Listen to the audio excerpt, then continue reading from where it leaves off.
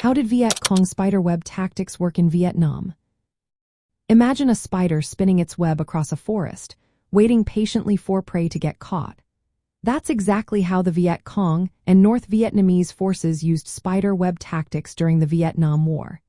They built a network of small, hidden positions that could watch and respond to enemy movements. These positions were often camouflaged or hidden in the jungle, making them nearly invisible from the air or ground. When American or South Vietnamese troops entered the area, the network would detect their presence.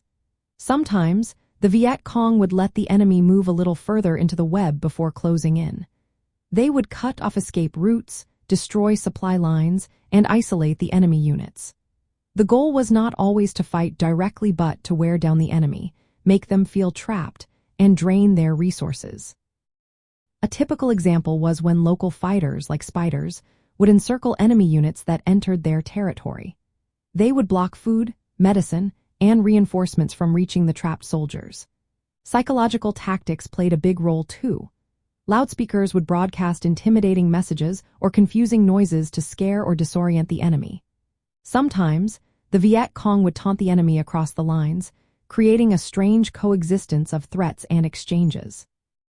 This approach was part of their overall guerrilla warfare strategy, which relied on mobility, deception, and local knowledge.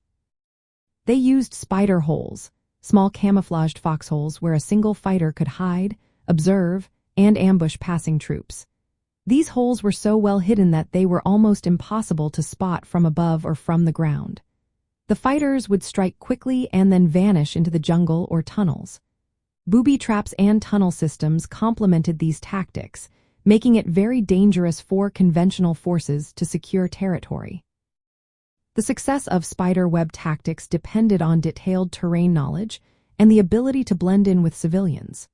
Viet Cong and North Vietnamese units traveled light, avoiding large battles, and used the cover of darkness and dense jungle to stay hidden. They relied heavily on local support networks for supplies and intelligence, which made it hard for the enemy to find and destroy them. These tactics showed how a smaller, less technologically advanced force could challenge a much larger and better-equipped enemy.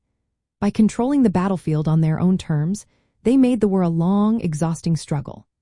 The spiderweb approach allowed them to harass, trap, and demoralize enemy units, forcing the Americans and South Vietnamese to fight a war of attrition. It was a way of turning the terrain and psychological warfare into powerful tools. In the end, these tactics worked by creating a flexible, decentralized network of observation points and ambush sites. They kept the enemy guessing about where the next attack might come from and made it hard to secure the area.